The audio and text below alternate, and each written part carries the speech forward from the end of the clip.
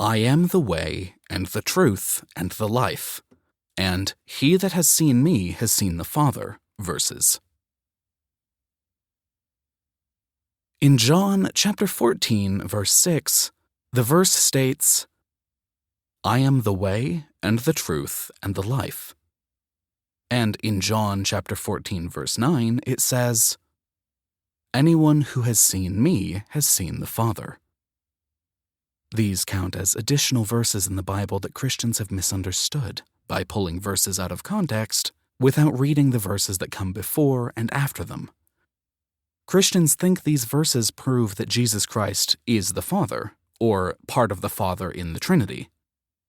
To understand the meaning of these verses, one should understand its proper context by reading the verses before and after it, as opposed to simply reading one line. It starts in John chapter 14, verse 1. Do not let your hearts be troubled. You believe in God, believe also in me. My Father's house has many rooms. If that were not so, would I have told you that I am going there to prepare a place for you? And if I go and prepare a place for you, I will come back and take you to be with me, that you may also be where I am. You know the way to the place where I am going. Jesus tells his disciples that they know where he is going and how to get there. However, the disciples misunderstood his reference and stated that they did not see how they could know the way. They thought he was referring to a physical, geographical destination in this world, but Jesus Christ was referring to embarking on a spiritual journey to God so his people can earn God's kingdom, paradise. Then Jesus Christ responded, I am the way, and the truth, and the life. No one comes to the Father except through me. John chapter 14, verse 6. Jesus Christ tells his disciples that since he is their God-appointed messenger, they need to follow him, as he is the way, the truth, and the life, as every prophet was for their people. However, the disciples did not understand what Jesus Christ meant. Philip said, Lord, show us the Father, and that will be enough for us. John chapter 14, verse 8. Philip wanted to see God with his own eyes, but seeing God in this world is impossible, as stated in John chapter 1, verse 18, and 1 John chapter 4, verse 12. No one has ever seen God.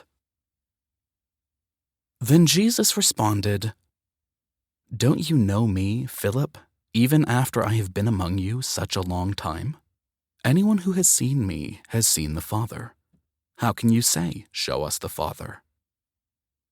Jesus told them, You have been with me for a while now and should know better than to ask God to see God the Almighty in this world, as seeing God is rationally impossible.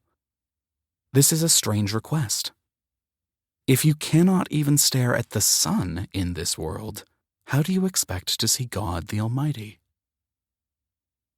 Jesus Christ said, If you have seen me, you have seen the Father, meaning if you understand me and my mission, you will realize who God, the Father, is. Jesus tells them that if they follow his commandments, they will follow God the Father's commandments. In other words, Jesus Christ is telling his disciples that by following him, they are following God in the heavens by extension.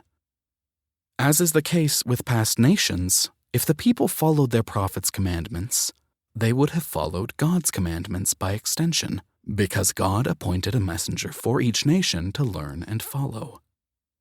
Jesus Christ was telling them that the actions and miracles that God willed him to do are sufficient proof of the existence of God, and that he is their messenger, without a need for God to come down every time someone is doubtful of his existence.